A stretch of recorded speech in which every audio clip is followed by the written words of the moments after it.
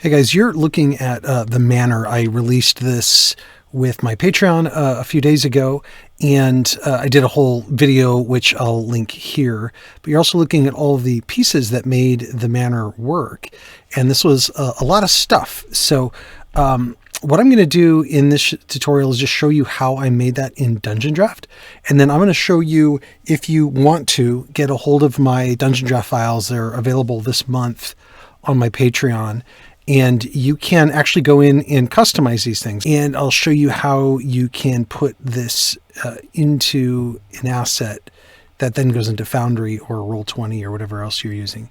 So with that, we'll get started. Okay, so we have the Manor open. This is a Dungeondraft file. And this is one version of it. So this is the inn. There's actually multiple versions of this, and those are all available on my Patreon. So there's like a blank version of this. There's there's kind of a ruined version that's filled with spider webs, and then there's a version that's really essentially a base, for your players. And so just a few things to point out here. First of all, you can see the different levels, and I'll kind of walk you through these. So you've got the main tavern level.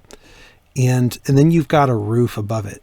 So I created some roofs. I do have some custom assets that I use to create these. So you can come in here and you can cut the roof out in the way that you saw before if you want to try to make custom roofs. But I didn't do what I call cutouts here, which I'll show you in a second.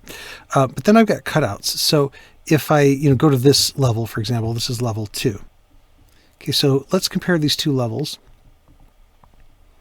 Here's the second level cutouts. And I've got this level faded out so they can see underneath it.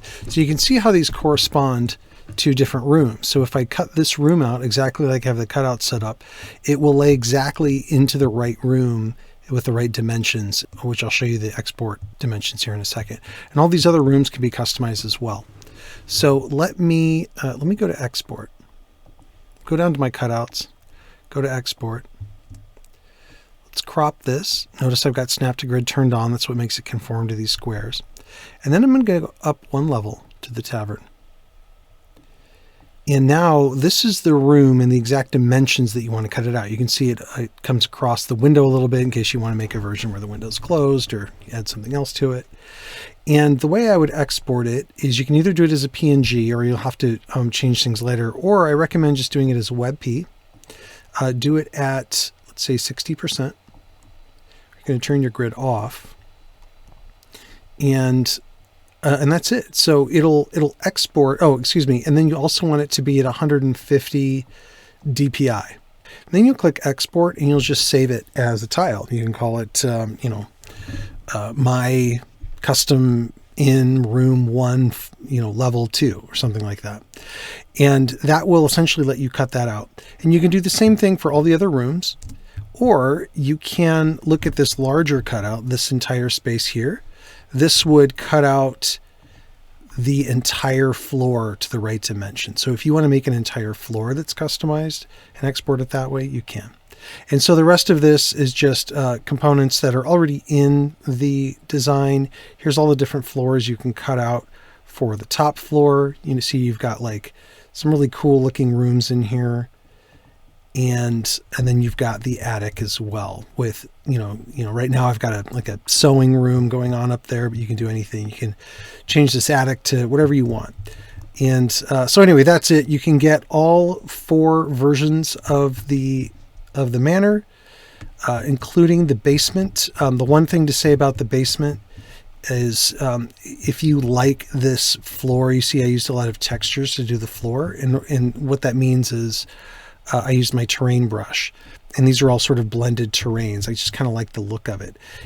But what that means is if you export it, following this kind of green outline here, then you'll have to remove the green outline in something like GIMP or Photoshop afterwards. If you don't want to bother with that, you can just turn this background off and give it just an actual floor. Use your pattern tool. Give it an actual floor. And then it'll be just fine. You can get rid of this green here as well. It'll just delete or move. So anyway, that's how you use this. Hopefully you guys end up making some cool customizations. If you make a customization that that you want to give back to the community, let me know, and I'll look at it, and if we think it's great, then we'll package it up and include it in a future release to the community. So let's see what kind of creative stuff you guys can develop. Maybe you can build a crypt down here. Who knows? Let your imaginations go wild. In terms of rooms, maybe you want to develop some rooms for certain classes. Like, maybe you develop a room for, wizards and bards and druids and whatever else. So take a look at all of the options I've already done, and then come on in here and make your customizations. And hopefully this helps you guys if you want to make something similar just completely yourself. You can see, essentially how I made all of these tiles and ultimately made the cutout system. So that's it. Hopefully you guys have fun with it. Good luck.